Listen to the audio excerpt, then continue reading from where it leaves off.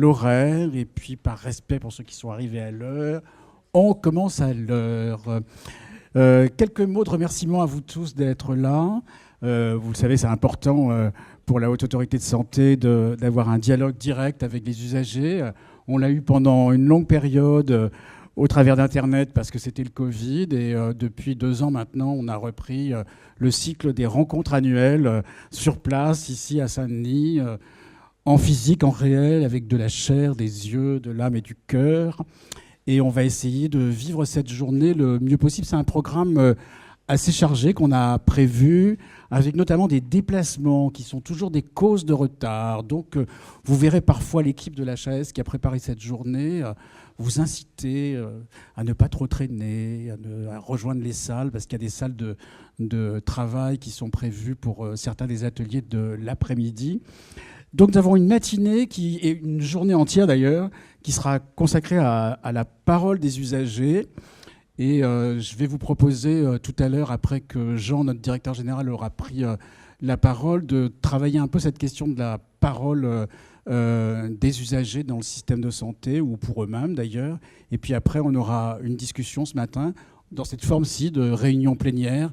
Et l'après-midi, vous avez 5 ateliers sur des thèmes divers et variés. Et on aura le plaisir de se retrouver après ces ateliers avec notamment les personnes qui se seront désignées dans ces ateliers pour faire un petit reporting ensemble et faire une synthèse de la journée, après quoi il y aura probablement mis en ligne des visuels ou des livrables avec des rapports ou des actes de la journée auxquels vous pourrez vous référer ou que vous pourrez signaler à vos amis ou à vos collègues dans les associations ou dans les établissements de santé ou d'accompagnement social et médico-social. Je voudrais d'abord vous présenter cet homme que j'ai appelé par son prénom parce que nous le faisons couramment, mais il mérite que je donne son nom. C'est Jean Lessy, qui est le directeur général de la HAS. C'est la première fois que vous le voyez parce que l'an dernier, il n'était pas nommé. Donc, il vient saluer cette instance qu'est la 5e journée des usagers. Et je lui cède la parole tout de suite. On t'a mis un petit micro, là. Enfin, un micro comme tout le monde. Pourquoi je dis un petit ? Merci, Christian. Je vais essayer d'être bref, mais pour vous, d'abord, vous remercier à tous et à toutes d'être là. Vous avez fait le voyage, pour certaines ou certains, d'assez loin. Vous avez, pour certaines et certains aussi, surmonté des contraintes liées à la maladie ou au handicap. Et donc, vraiment, merci beaucoup d'être là. Merci aussi aux équipes de l'HAS qui ont, alors, comme toujours, moi je suis arrivé il y a un peu moins d'1 an, je vais vous en reparler, et je découvre à quel point vraiment à chaque fois les services organisent bien les choses ici. Donc merci aux services de la HAS qui permettent que cette journée se tienne, au service de l'engagement des usagers, bien sûr, au service de la communication aussi institutionnelle qui s'occupe vraiment qui sont les professionnels de l'organisation ici, et aussi à d'autres représentants d'autres services, notamment du SCES. Merci beaucoup pour que ça tourne bien. Alors, quand j'ai demandé à Joël André Vert quelle était la substantifique moelle de cette rencontre, elle m'a dit c'est une rencontre qui est faite pour vous. Voilà, donc je tenais à commencer par là. C'est vraiment un événement conçu pour vous, à partir des retours que vous avez faits ces derniers temps, des contributions aussi des usagers experts, membres des commissions de la HAS, et qui animeront les ateliers de l'après-midi. Donc c'est un rendez-vous pour vous. C'est, comme Christian l'a indiqué, cet homme-là, voilà, que j'appelle aussi par son prénom, mais qui lui est moins à présenter que moi, c'est le 5e rendez-vous d'engagement des usagers, c'est le 2e en présentiel. C'est bien, moi je m'en réjouis aussi, et je m'en réjouis parce que déjà ça donne de la chair et un peu plus d'âme encore à ces échanges, et aussi parce que la HAS c'est un service public. Alors moi quand j'étudie le droit, j'ai appris qu'il y avait 3 lois du service public. L'égalité dans le service public, la continuité du service public, l'adaptabilité du service public. Et il y a un grand monsieur qui s'appelait Jacques Fournier, qui est décédé maintenant, qui disait, mais il y a une 4e loi dans le service public, la loi de convivialité. Moi, j'y crois beaucoup. Un service public qui ne sait pas être convivial a perdu de l'âme et perdra sa chair au bout d'un moment. Donc vraiment, merci aussi pour ces rendez-vous. important en termes de ce qu'est un service public aujourd'hui. Alors, vous êtes 120, vous êtes inscrits, nombreux présents. Il y en a encore quelques-uns qui vont peut-être arriver. Alors, ce qui m'a frappé en préparant un peu ce rendez-vous avec le service d'engagement des usagers, c'est la diversité des personnes présentes. Vraiment, vous êtes, et peut-être ne savez-vous pas quels sont tous vos voisins, donc je vais dire qui est là. Vous êtes des patients, des usagers du système de soins ou des personnes accompagnées, des proches, des aidants. Il y a aussi des pères aidants parmi vous.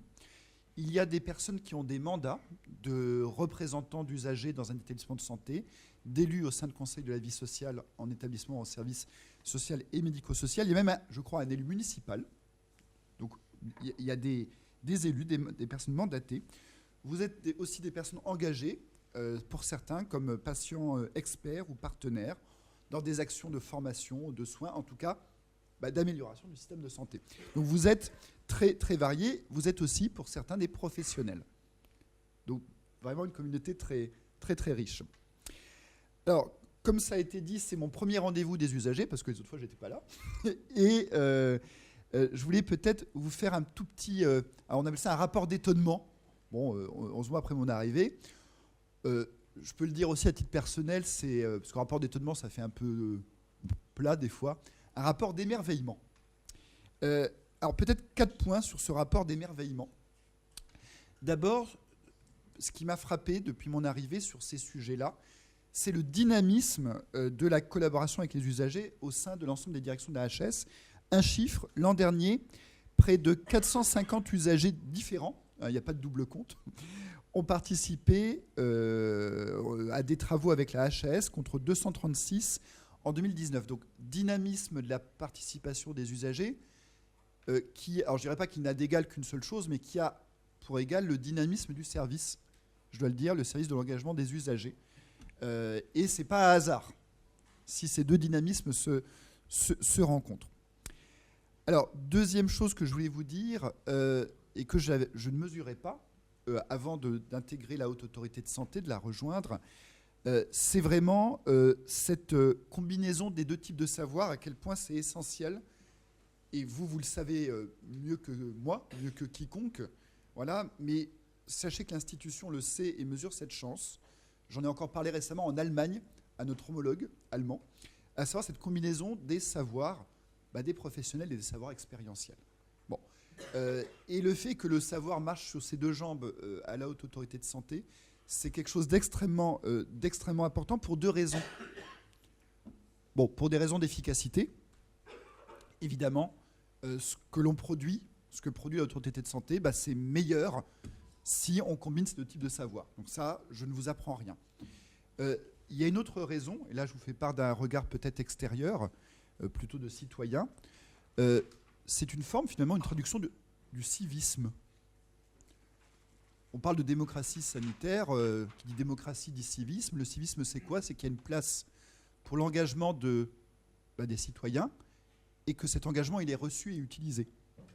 Et à une époque et dans un moment de particulière crise de confiance, on le sait, entre les citoyens, les pouvoirs publics, les institutions, de défiance aussi des fois des citoyens entre eux, et d'avoir des marques de civisme, finalement, donc dans les deux sens, d'engagement et de réception de cet engagement, je trouve que c'est quelque chose dont on peut se réjouir, et peut-être encore plus en ce moment qu'à d'autres époques. Donc, je m'en réjouis vraiment.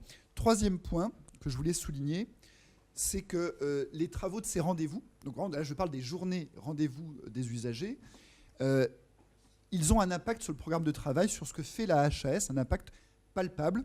L'année dernière, on m'a dit que vous aviez notamment échangé sur plusieurs pistes. Je voulais dire que certaines d'entre elles ont été intégrées dès cette année au programme de travail de la HAS, par exemple dans le secteur social et médico-social, pour l'élaboration de documents pour informer les personnes accompagnées sur la méthode de ce qu'on appelle, en termes un peu techno, comme on dit, l'accompagné traceur. Bon, Zélie, il avait un besoin d'accompagnement, et je le comprends pour avoir découvert cette méthode. Ça a été fait. Ça a été fait parce que vous en avez parlé l'année dernière. Donc, ces rendez-vous sont, au-delà de créer du lien, directement utiles au programme de travail. Et peut-être, j'en viens à un quatrième point, c'est le projet stratégique de la HAS. Alors, la HAS avait un projet stratégique 2019-2024, et là, depuis quelques mois, on travaille au prochain projet stratégique 2025-2030. Bon, on a fait un bilan auprès de tous les agents de la HAS, de tous les collaborateurs, un bilan du précédent projet stratégique. On leur a demandé quelle est la principale réussite, qu'est-ce qui ressort en premier.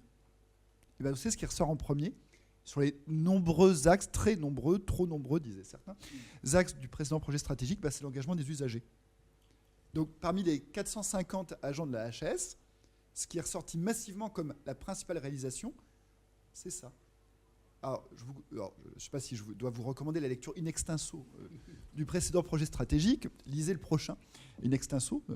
Mais il y avait beaucoup de choses très variées. C'est ça qui est ressorti en premier. Chez tous les agents de la HAS, alors évidemment, je suppose qu'auprès des agents du service d'engagement des usagers, ça a été cité en premier, mais en fait, chez tous les autres aussi. Donc ça montre un peu la manière dont la HAS elle-même approprié ce sujet-là. C'était un motif de fierté pour tous. Donc sachez-le. Et deuxième point que je voulais souligner, donc on élabore, comme je dis, le prochain projet stratégique. Alors le projet stratégique, vous verrez, c'est quelque chose qui va être beaucoup plus court que le précédent.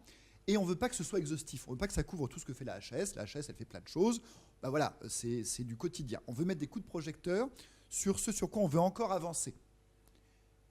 Et une des rares choses qui sera commune entre les deux projets stratégiques, c'est l'engagement des usagers. On est tellement content d'avoir bien avancé qu'on veut continuer. On dit que l'appétit vient en mangeant dans certains domaines. Eh bien, c'est, parole de gourmand, n'est-ce pas, Christian, un domaine où il y a collectivement une volonté de continuer et de l'afficher. Et donc, voilà.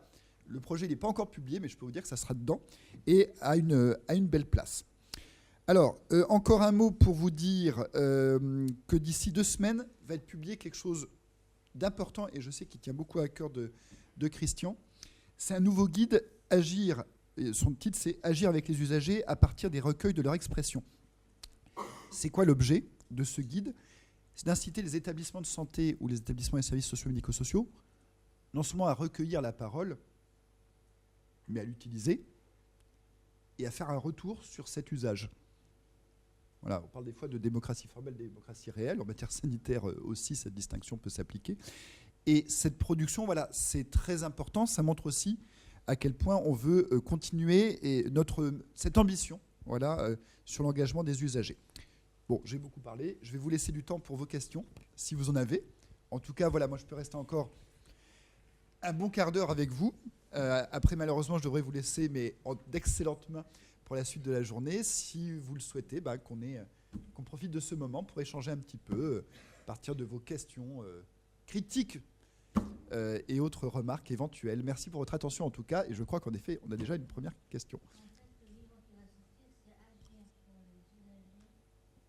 Agir avec les usagers à partir des recueils de leur expression. Agir avec les usagers. C'est un guide de recueil de leur expression, mais c'est aussi agir pour les usagers, évidemment, avec et pour. C'est un guide dans lequel on a fait la liste de tous les outils qui existent pour recueillir la parole des usagers. Il y en a vraiment beaucoup. Certains d'entre vous ont d'ailleurs reçu des questionnaires après une hospitalisation ou après un séjour, un questionnaire à remplir. Parfois, dans les établissements de soins, on vous donne en plus des questionnaires papier ou il y a des petites boîtes aux lettres dans certains services pour mettre des remarques. Puis il y a aussi tout ce qu'on fait avec les outils électroniques pour recueillir la parole des usagers. Vous avez même sans doute participé à des réunions ou à des focus group. Donc on a fait la liste de tout ça pour donner quelques conseils sur la façon dont on peut organiser ces différents éléments, mais aussi en tirer des conséquences sur le fonctionnement des services et peut-être au passage aussi renforcer les pouvoirs des usagers dans la compréhension du système de santé, de leur propre santé. Tout ça n'est pas si évident que ça à faire. Dans les hôpitaux, dans les établissements sociaux et médico-sociaux, on a l'habitude de faire ce qui est prévu par la loi. Mais la vie, ça n'est pas que la loi, ça n'est pas que les commission des usagers, ça n'est pas que les conseils de la vie sociale, c'est aussi tout ce qu'on peut faire parce qu'on a envie de le faire en faisant participer les usagers. Donc il y a à la fois les obligations légales, mais il y a aussi les envies et les raisons profondément heureuse et humaine de faire participer les usagers et d'en tirer des conséquences, parce que très souvent on collecte des données, on collecte de l'expérience des patients ou des usagers du système de santé, puis on a du mal à savoir qu'est-ce qu'on en a fait, quel est le retour, et donc le guide a vocation à donner des conseils sur tout ça pour pousser un peu plus la logique de la participation et de l'engagement. Monsieur, vous avez une question pour Jean, je crois. Oui, elle est un peu ponctuelle peut-être, mais je crois qu'elle est actuelle. Donc je suis Pierre Aumont, administrateur d'ELI, il y a actuellement une nouvelle organisation au niveau de l'Europe sur l'évaluation scientifique des médicaments. Honnêtement, je le dis, même en s'échangeant un peu, ça a l'air très compliqué. Les choses à la HAS sont assez cadrées sur la manière dont les patients peuvent intervenir. Là, honnêtement, c'est un peu flou.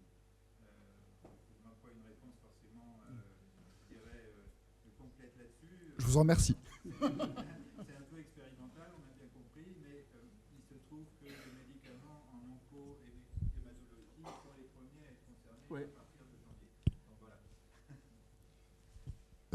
Je commence et puis je te passe la parole. Alors j'espère que je ne vais pas vous inquiéter. Je vais vous rassurer en vous inquiétant. Voilà, vous inquiétez en vous rassurant. C'est en effet très compliqué pour tout le monde. Voilà. Non, ce règlement européen, donc c'est un règlement du 15 décembre 2021. Dont on n'a pas beaucoup parlé à l'époque, dont on n'a pas beaucoup parlé depuis, comme souvent les règlements européens, c'est au moment où on va devoir appuyer sur le bouton qu'on se rend compte qu'on a, non pas un iceberg, en tout cas on va l'éviter si c'en est un, mais qu'on a une montagne. Donc c'est un règlement qui est un changement majeur en fait en termes d'Europe de la santé. L'Europe de la santé jusqu'à maintenant, elle s'est arrêtée au régime d'assurance maladie, elle s'est arrêtée aux portes. L'Europe, elle a fait des choses en termes, vous savez, de mise sur le marché des médicaments. La plupart des autorisations de mise sur le marché sont centralisées, sont délivrées par la Commission européenne. En revanche, elle n'est jamais allée plus loin. Tout ce qui était évaluation en vue du remboursement, c'était national. Et d'ailleurs, on a 27 systèmes d'assurance maladie complètement différents dans leur financement, dans leurs critères de remboursement ou de non-remboursement. Et la France, même si on critique beaucoup, a beaucoup de chance quand on se compare en réalité, en termes de solidarité. Bon. Et là, ce règlement, il ouvre un peu cette porte, il rentre un peu plus loin. Quand on évalue un médicament ou un dispositif médical, avant de le rembourser en France, comme partout ailleurs, en fait, il y a deux étapes dans le travail.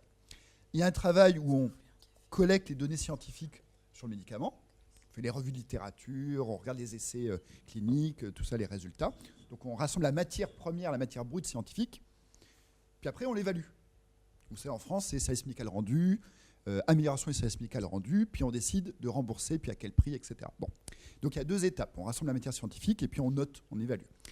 Le règlement européen, la première étape, il la met au niveau européen. Donc il dit, l'étape numéro 2, donc de noter, de coter, de dire est-ce que ça vaut le coup d'être remboursé et à quel niveau, ça il le laisse aux États parce que l'Europe n'est pas compétente là-dessus. Mais la première étape, donc colliger la matière scientifique et la hiérarchiser, ça monte au niveau européen. La première étape détermine en grande partie la deuxième. Donc c'est pour ça que je dis, l'Europe, elle rentre par cette porte qui lui était fermée en théorie des régimes de sécurité sociale, et elle rentre, bon, elle ne va pas jusqu'au bout, elle ne peut pas, mais elle va assez loin. Donc c'est un changement assez majeur de l'Europe de la santé dont tous les politiques et tous les citoyens n'ont pas forcément été informés ou ne sont pas forcément conscients. Nous, avec le président Collet, on parle de ce règlement européen au cabinet ministériel qui change souvent, comme vous le savez, en ce moment. Beaucoup découvrent ce sujet, pas qu'en France, je vous rassure. Bon. Donc oui, c'est un changement majeur. Alors, c'est bien, ce règlement, parce qu'il faut quand même dire quels sont évidemment les bons côtés. C'est bien parce que la science, il n'y a pas de raison qu'elle soit différente dans les 27 États. Et donc c'est vrai que si l'Europe de la santé, ça a un sens, qu'on mutualise au moins le regard sur la science, ça fait sens. Bon. Puis après, chaque État a son système de solidarité nationale. Donc c'est bien en soi. Et ça permet aussi, moi je le dis, c'est un atout avant tout pour tous les pays, notamment d'Europe de l'Est ou du Centre, qui n'ont pas les capacités d'évaluation qu'à la France ou qu'à l'Allemagne. Donc je dirais c'est plus un progrès sans doute pour eux que pour nous. Mais l'Europe, là encore une fois, si ça a un sens, c'est qu'on est un collectif. Et pour nous, le sens que ça a, c'est que plus on croise de regards, moi j'en suis convaincu, et on en est tous convaincus ici, plus on croise de regards, plus on a de chances de tomber juste à la fin.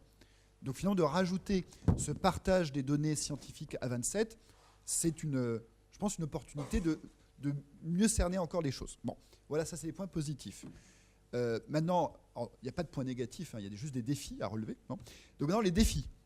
C'est évidemment, il ne faut pas que cette machine un peu compliquée, où les évaluations seront faites par 2 autorités européennes désignées comme rapporteurs, puis approuvées à 27 par une sorte de groupe de coordination des HAS, il ne faut pas que cette machine compliquée ralentisse les choses, crée une bureaucratie inutile.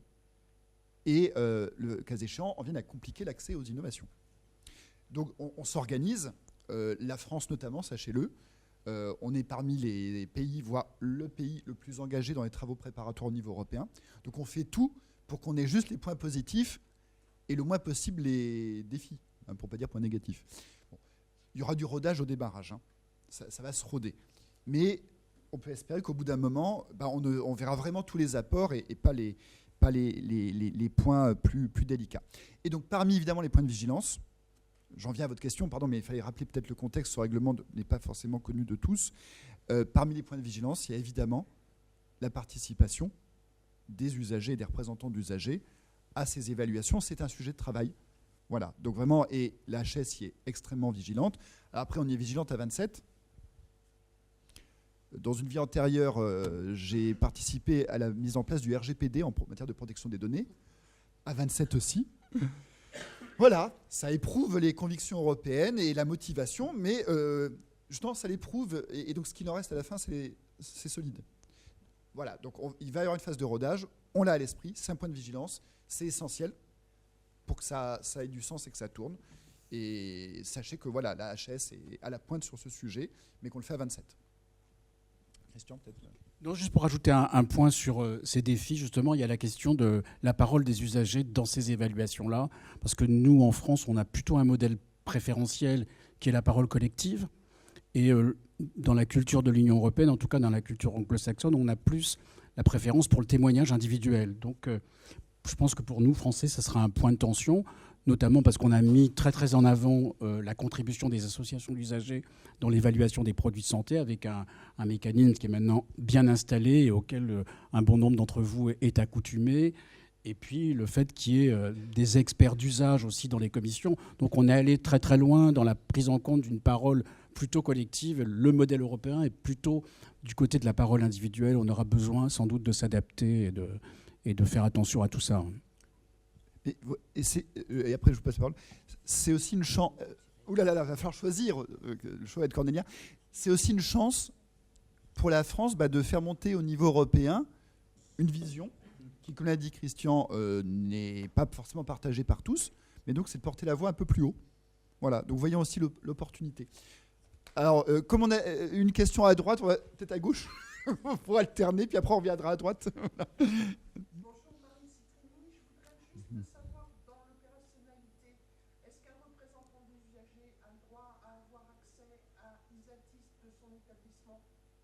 C'est-à-dire que souvent, le représentant des usagers est sujet à attendre que le directeur qualité lui donne les verbatim et Isatis.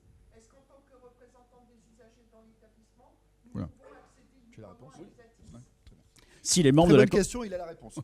Les représentants d'usagers qui siègent dans les CDU ont absolument la possibilité d'accéder à l'ensemble des données du système ISATIS de leur établissement, sous réserve de ne pas enfreindre des règles de confidentialité qui pourraient survenir. Mais on sait qu'ISATIS, c'est un système anonymisé, donc a priori, il n'y a pas de règles. Mais il n'y a pas tellement d'inquiétude à avoir. Mais bon, il peut y avoir une pathologie extrêmement rare dans un département donné qui fait qu'on peut connaître la personne. Mais donc, sous ces réserves-là, le représentant des usagers au sein de la commission a ce droit-là. Il n'en va pas de même des autres usagers dans l'établissement qui n'ont pas cette même liberté. Merci. À vous. Bonjour, l'UFC Que Choisir. Je suis représentante des usagers en établissement et en CEPAM du 92, patiente expert et, j'oserais dire, militante de la santé. Alors, juste pour dire par rapport à la personne qui a parlé par rapport à ISATIS, j'ai demandé à participer au remplissage de ISATIS cette année. Ça a été accepté. Ma question, elle est très simple. C'est à quand un accès direct des représentants des usagers à un service de l'HAS dédié à cette parole. Ah. Je sais qu'il existe l'ARS, Ouais. je le sais, Oui. mais un accès direct pour qu'on puisse faire part éventuellement des difficultés, des Et questions. vous l'avez ? Vous l'avez déjà ? C'est la dame qui est là-bas au fond. C'est tous les gens qui lèvent les bras. Voilà. Les gens qui lèvent vraiment. Il y a ici un service qui s'appelle le service de l'engagement des usagers. C'est Joëlle André Vert qui est la chef de service. Donc tout citoyen français peut écrire à l'HAS. Mais on vous laisse compléter la question parce que vous deviez connaître l'existence du service. Alors, J'ai contacté plusieurs services à plusieurs reprises. Oui, à l'HAS.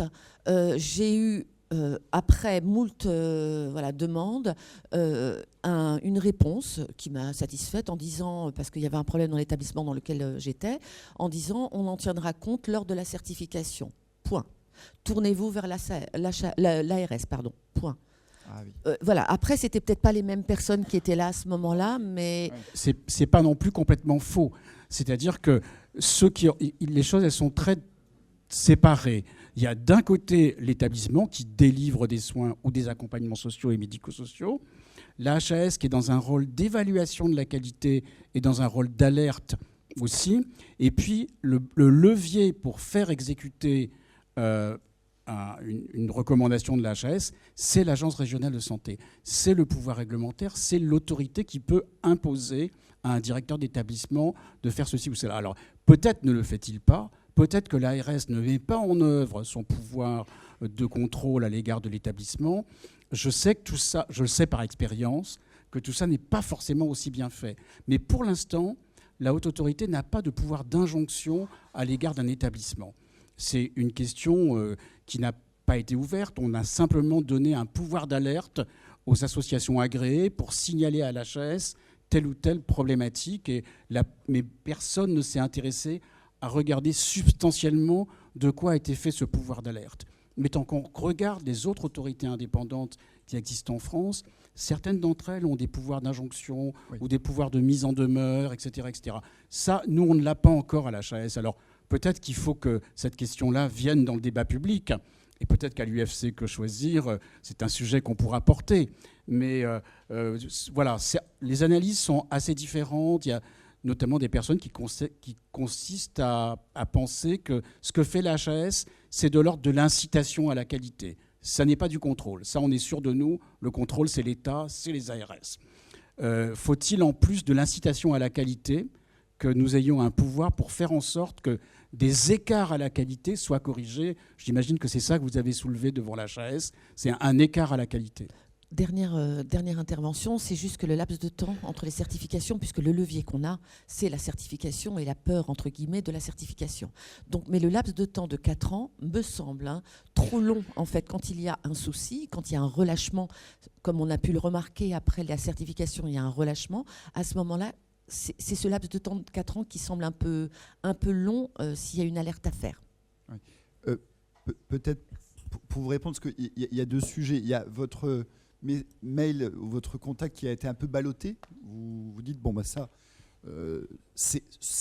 peut arriver comme partout, mais normalement, on s'organise pour que ça n'arrive pas. Donc, souvent, désolé que ça vous soit arrivé.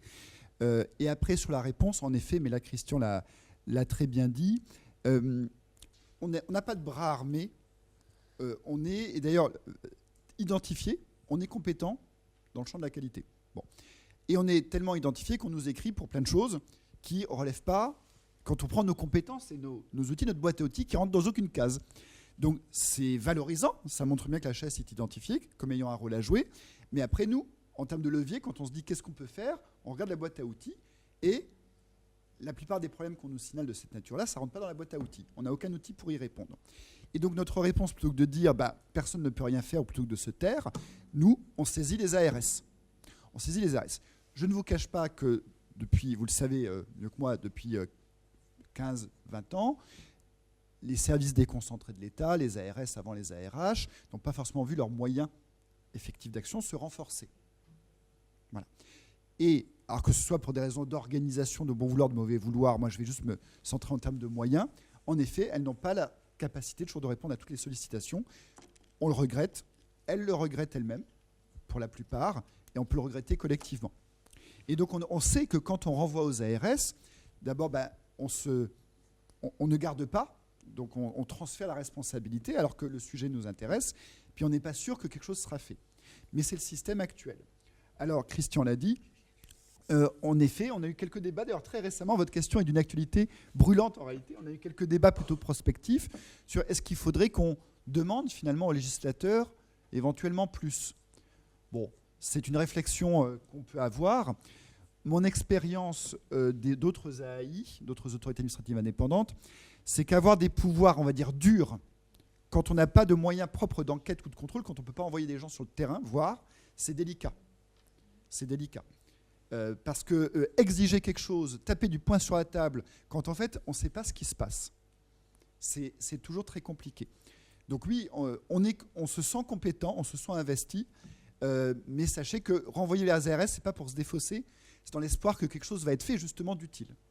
Voilà. Et après, sur le cycle des 4 ans, c'est la loi. Voilà. Mais c'est une bonne question. Merci. Alors j'ai noté plusieurs demandes de prise de parole. Il y en a une personne, près de Mathilde, là-bas. Chez monsieur ici, il y avait encore quelqu'un devant, non, à côté. Alors, d'abord, Mathilde, et puis ensuite on ira là, puis après on revient à droite. Bonjour, Marie Kalevski, donc passant partenaire, patient expert. Voilà, ma question se reporte sur le livret européen dont vous avez parlé tout à l'heure, et notamment sur cette question de collectif et individualité. Je voulais savoir si vous aviez fait un sondage auprès des usagers, auprès des personnes concernées, des professionnels, ou comment vos directions, vos choix se décident. C'est-à-dire, est-ce que vous faites un sondage pour voir si, par exemple, cette question de collectif et d'individualité, est-ce qu'on est sûr que la France souhaite vraiment, en tout cas que les personnes souhaitent vraiment continuer à travailler, notamment toujours sur une notion de collectivité. J'ai l'impression que les personnes concernées ont besoin aussi un peu d'individualité et que la politique individuelle est quand même assez inexistante. Et on est très noyé dans le collectif constamment. Oui. Merci pour la question. C'est une très bonne question. C'est fait partie de l'identité française, le fait qu'il y ait un réseau d'associations très construit. Je sais que cette question des autoreprésentants est une question qui a été posée notamment par le truchement de la Croix-Rouge et d'un certain nombre d'organismes. Je vous avoue moi-même que j'ai du mal à entrevoir ce que ça veut dire autoreprésentant. Je me suis longuement interrogé, surtout quand ces autoreprésentants m'ont expliqué qu'ils avaient une demande de statut. En tout cas, ici à l'HAS, quand nous faisons participer des usagers, ce n'est pas qualité de représentant de leur association. La charte de l'expertise est très claire. Quand quelqu'un siège dans une commission, il siège à titre d'expert, que ce soit expert d'une science donnée ou que ce soit expert d'usage comme un usager.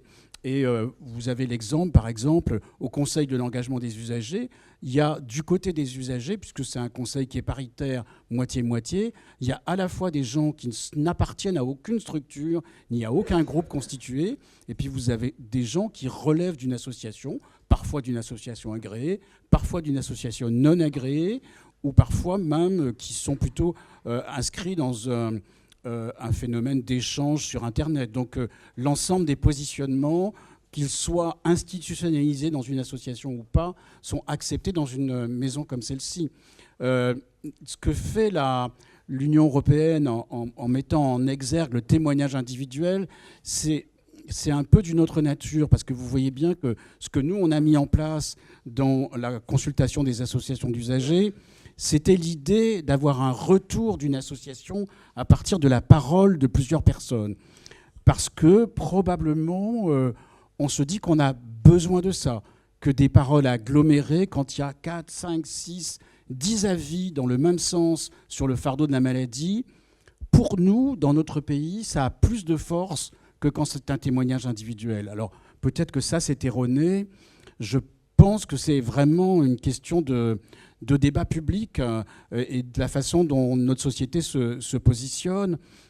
il y a des domaines où la parole individuelle, elle est très très forte, elle a une puissance considérable, et je pense que les gens qui vont animer l'atelier sur la santé narrative cet après-midi le montreront assez bien.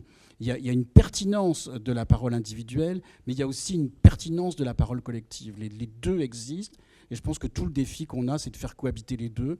On a essayé de le faire dans le Conseil de l'engagement des usagers. On a un peu plus de mal à le faire dans les commissions, mais souvent dans les groupes de relecture ou dans les groupes de lecture, il y a des usagers à titre individuel qui participent à ces groupes de lecture ou à ces groupes de relecture. Donc on essaie de combiner les deux. Ce n'est pas toujours facile à faire parce qu'évidemment, quand les usagers sont structurés dans des collectifs, c'est plus facile de les identifier que quand ils ne sont pas structurés d'une manière collective. Christian a parfaitement et éloquemment répondu sur le dosage actuel et la philosophie actuelle. Votre question, c'est est-ce qu'on s'interroge finalement, on se donne les moyens de réfléchir, est-ce qu'il faut bouger les curseurs, revoir un peu les dosages, voilà, les ingrédients de la recette. C'est une bonne question. Tu as dit, Christian, que c'était un débat légitime dans le débat public. Est-ce que nous, on a vocation à y réfléchir dans les travaux de prospective ou autres, ou au sein du Conseil, de la future commission? Bon, la difficulté. Mais on peut toujours s'interroger. On peut toujours s'interroger. C'est stimulant comme débat. On l'a fait à l'occasion de la publication du guide de coopération avec les associations et les usagers, qu'on a publié il y a un an et demi maintenant, ou 2 ans. Qu'est-ce qu'elle dit, la dame? Elle dit qu'il n'y a plus que 5 minutes. Donc les questions sont trop longues et les réponses sont trop longues. Mais on essaie d'être complet dans les réponses. Les questions ne sont pas trop longues. C'est les réponses qui sont trop longues.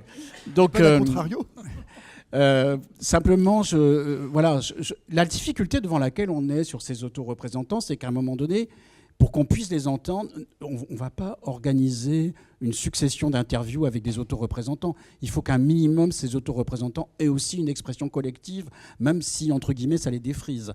C'est qu'à un moment donné, il faut que parce que de l'autre côté, parce que ça va se terminer comme ça, ça va se terminer par, d'un côté, les gens qui sont dans le monde associatif, et de l'autre côté, ceux qui ne veulent pas y être et qui s'érigent comme des autoreprésentants. Je crains que la discussion porte sur la qualité des interventions respectives des uns et des autres.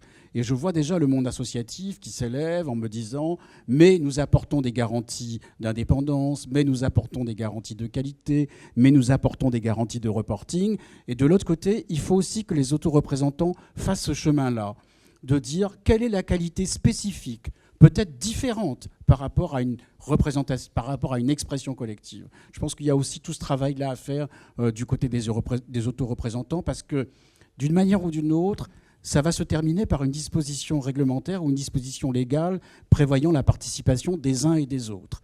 Et que pour l'instant, le modèle français a plutôt penché du côté de l'expression collective. Mais on n'oublie pas votre question sur le fait que ce dosage peut être réinterrogé. Et c'est stimulant. Merci. Alors, il y avait une question là. Monsieur oui. D'abord, madame après. Et peut-être et monsieur avec le truc jaune là. Bon, donc, 3 questions très rapides avec Oui, des réponses très c'est rapides. plus une remarque qu'une question. Donc, je travaille pour une association en Nouvelle-Aquitaine qui soutient les instances de démocratie en santé, donc conférence régionale de santé et l'autonomie et conseils territoriaux de santé. Je me disais, pour avoir travaillé sur certains groupes comme ça et certaines productions, la difficulté qui m'a toujours semblé apparente depuis assez longtemps, c'est comment les acteurs s'approprient aussi l'ensemble des productions, la Haute Autorité de Santé. Il y a quand même des complémentarités souvent avec la FORAP et notamment les structures régionales d'appui qui ne sont pas suffisamment poussées. En Nouvelle-Aquitaine, ils commencent à travailler avec France Asso Santé, donc on a déjà une complémentarité. Moi, je me disais qu'aussi, il y a des commissions spécialisées de la démocratie en santé sur les territoires qui s'approprient pas ça. J'entends ce qu'on peut dire par rapport à l'Agence régionale de santé, mais c'est pas non plus forcément leur fonction. Ils utilisent en fait des outils à leur service et à leur politique de santé qui parfois vont pas forcément dans ce sens-là. Par contre, toutes les structures qui sont autour, tous les espaces de démocratie en santé, que ce soit au niveau des départements avec les CTS ou régionalement avec la CRSA, sont des organes qui pourraient être saisis parce que là, pour le coup, ils sont collectifs. La commission spécialisée droits des usagers, elle embrasse tout le monde. Donc du coup, je pense que c'est aussi peut-être des espaces qui sont pas suffisamment sollicités pour la promotion de l'ensemble des outils. Merci pour votre question pertinente et rapide. Je vous réponds rapidement et j'espère de manière pertinente.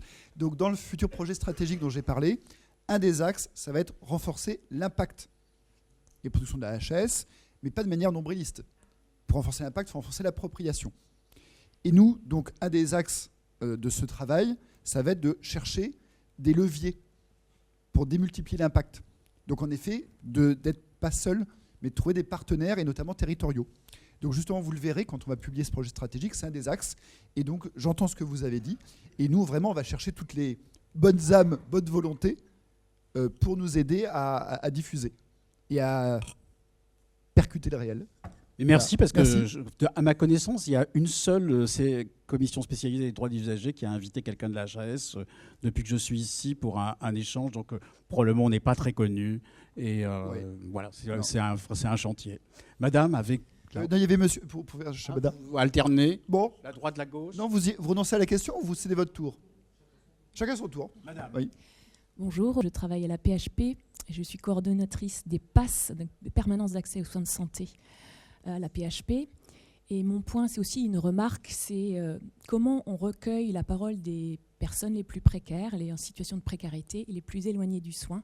C'est vraiment pour moi un sujet de travail et je souhaite vraiment y réfléchir. Donc je serai preneuse de vos idées, des expérimentations qui ont pu être faites. Et je pense qu'il y a un sujet d'étude et d'intérêt qui serait vraiment à Ouais. creuser. Enfin, c'est un sujet qui est assez bien repéré. Nous, on a eu des échanges avec le Conseil national de lutte contre l'exclusion, notamment le 8e collège de ce Conseil national qui est composé essentiellement d'usagers. Et on a mis en place ici une méthodologie particulière pour faire en sorte que des personnes qui sont usagers, qui sont en difficulté, ne serait-ce qu'une difficulté De la parole. d'expression vis-à-vis d'experts scientifiques, pour avoir des groupes d'usagers à côté des groupes de travail d'experts pour pouvoir reporter leurs paroles. Donc on a mis en place un mécanisme particulier. Il y a d'ailleurs un guide méthodologique qui est accessible sur le site de l'HAS sur la façon de recueillir la parole des usagers quand il y a ce qu'on appelle entre guillemets une rupture épistémique avec les experts classiques. Donc on est allé assez loin, on s'est débrouillé pour que, y compris les impacts personnels, financiers soient réduits avec une nouvelle délibération du collège qui permet la prise en charge des accompagnants de toutes ces personnes. Donc on essaie d'avancer le plus possible, mais on pourra avoir une discussion ensemble tous les deux si Le vous sujet, voulez. c'est du guide à la pratique, comment on fait. Oui. Oui, le guide à la pratique, je connais deux méthodes.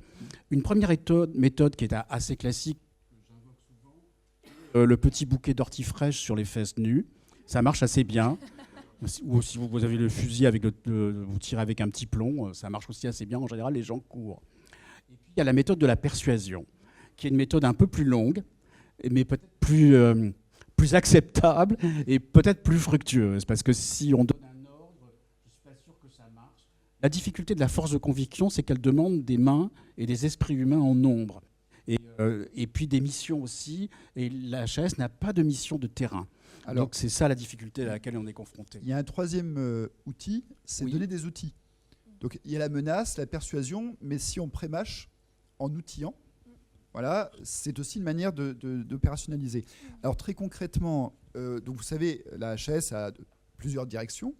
Il y a une direction d'amélioration de la qualité et de la sécurité des soins, la DAX, on va dire le côté sanitaire, et on a la DICASM, direction de la qualité des accompagnements sociaux et médico-sociaux.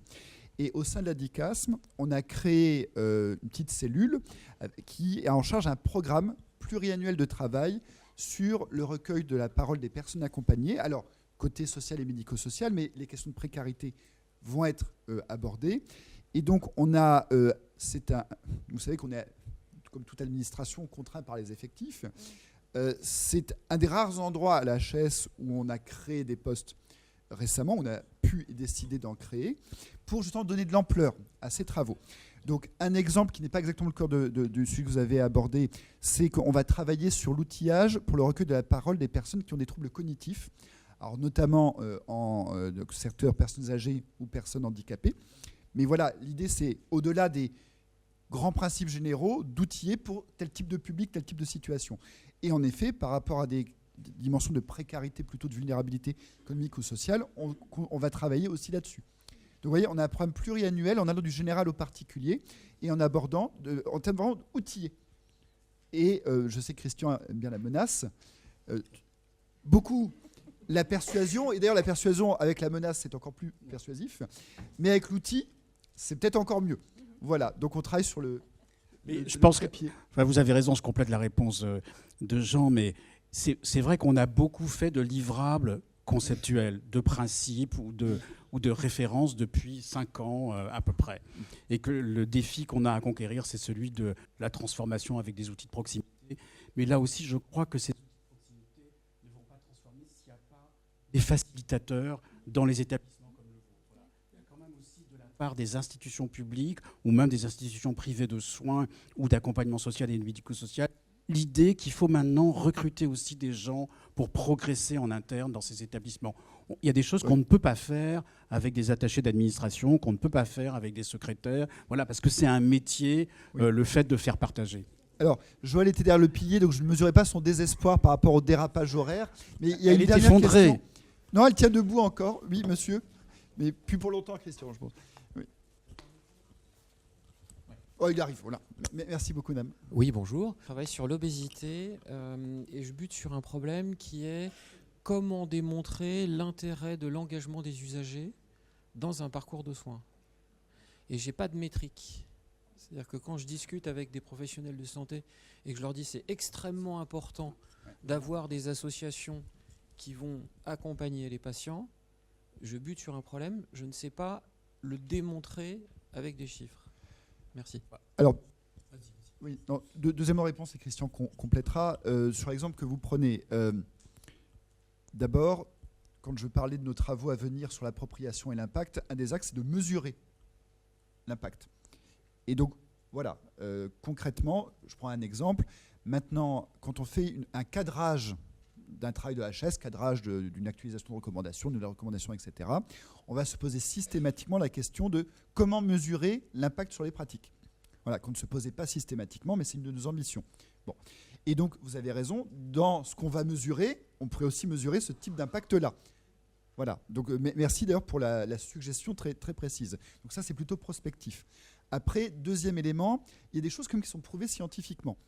Par exemple, sur le parcours et les recommandations en matière de prise en charge de l'obésité et du surpoids, c'est un exemple que je cite de temps en temps en intervention extérieure.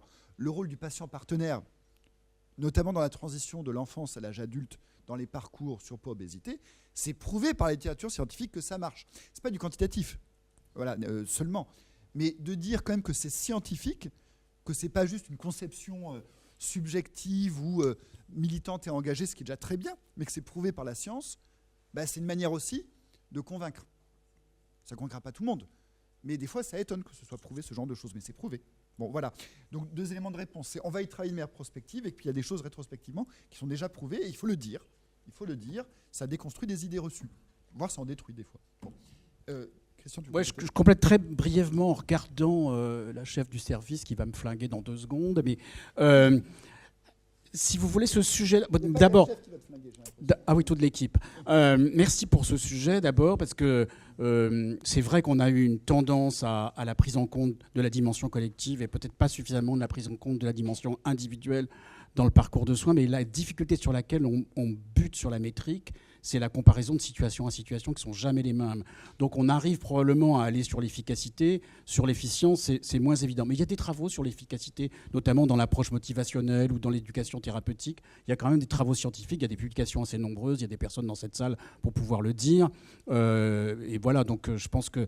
Mais ça, en tout cas, merci de ce sujet parce que je l'ai dans l'œil maintenant pour les quelques mois qui me restent encore à faire dans cette maison. Vous inquiétez pas, j'ai noté votre nom. Merci beaucoup.